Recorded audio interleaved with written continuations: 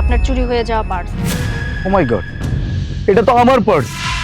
সে কখন থেকে আমি আমার এই পার্সটা খুঁজতেছিলাম, কতগুলো টাকা, কতগুলো ইম্পর্টেন্ট কাগজপত্র।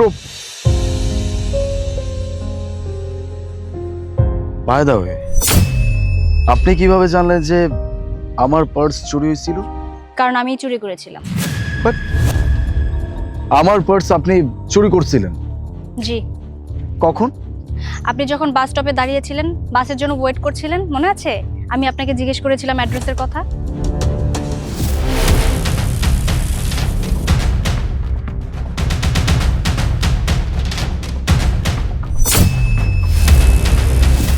ব্যাস, তখনই এসব করেছি।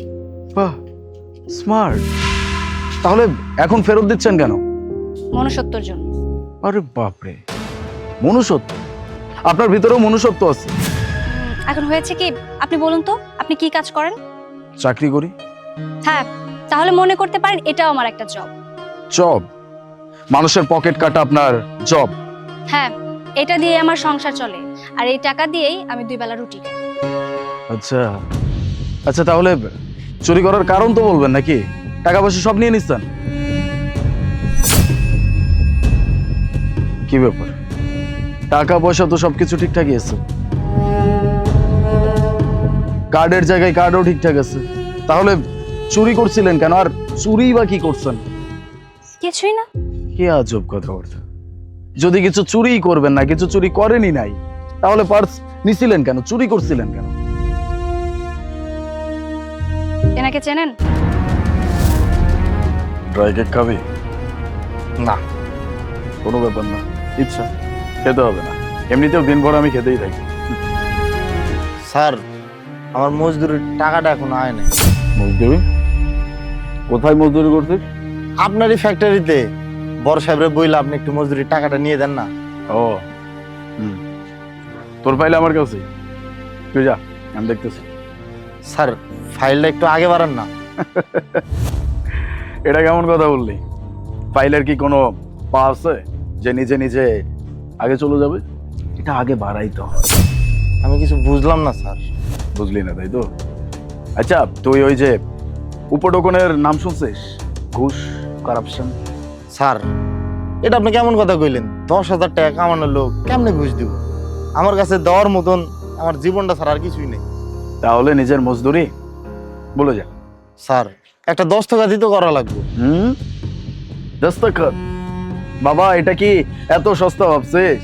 এটার দাম আছে, কিনে নিতে হয়। কোনো ব্যাপার না স্যার, আমি অন্য জায়গায় কাজ খুঁজে নেব। আর মনে করবো কোনো চোরে আমার টাকাটা চুরি করে নিছে। থাকেন, আমি যাই। এই লোকের সাথে এইসবের লেনাদেনা? আপনি তো সুযোগ সুবিধা স্যালারি খুব ভালোই পান, তাহলে মানুষের রক্ত কেন চুষেন? এই যে, রিল্যাক্স, চিন্তা ভাবনা করে কথা বল। আপনি ভুলে যান না, আপনি একটা সম্মানীয় বড় লোকের সাথে কথা বলতেছেন। ভুল। এক চোর আরেক চোরের সাথে কথা বলছি। আমি আপনার একবার পকেট কাটলাম, তাতে আপনি প্যারেশানি হয়ে যাচ্ছেন? ভেতর থেকে একদম ভেঙে পড়েছেন, যেখানে আপনার ইনকামের কোনো টাকাই ছিল না। আপনি একবার চিন্তা করে দেখেছেন আজ পর্যন্ত আপনি কত মানুষের পকেট মেরেছেন, কত মানুষের টাকা মেরে খেয়েছেন এই ঘুষের বাহানা করে? হিসাব আছে আপনার? কি হলো, চুপ করে কেন আছেন? কথা বলুন। চুপ করে কেন আছেন, কথা বলুন। এই, কে তুই? হ্যাঁ, কে তুই? আরে পুলিশ অফিসার, আপা আমনে এনে কোনো কামে আইছেন? তেমন কোনো ব্যাপার না, আসলে এখানে একটা কেস ছিল তো, সেটা সমাধান করতে এসেছি। ও আচ্ছা, তাইলে আমরা ডিস্টার্ব করলাম। আই আপা। আপনি পুলিশ? হ্যাঁ, আন্ডার কভার। আচ্ছা, আপনি তাহলে আমার অ্যারেস্ট করলো না কেন? শুনুন, আমার কাজের পদ্ধতি না আলাদা। আমি আমার সামনের মানুষটাকে খুব ভালোভাবে বোঝাই। যদি বুঝে তাহলে তোকে ফাইন, আর যদি না বুঝে তাহলে অন্য একটা পদ্ধতির ব্যবস্থা। I am sorry ma'am, seriously বলতেছি, আমি বুঝতে পারছি যে আমি অন্যায় করতেছিলাম এতদিন যাবত। মানুষের সাথে বেইমানি করছি, মানুষের সাথে অন্যায় করছি। আমি আর কখনো এরকম কাজ করব না, আমি আপনাকে প্রমিস করতেছি।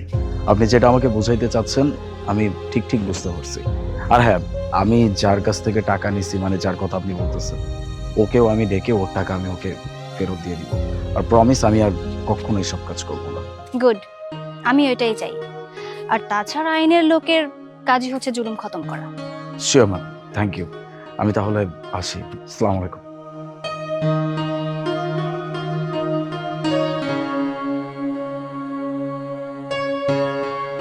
মিস্টার সিদ্দিক, এই লোকটার উপরে ভালোভাবে নজর রাখবেন। লোকটাকে অনেক তেড়া মনে হচ্ছে।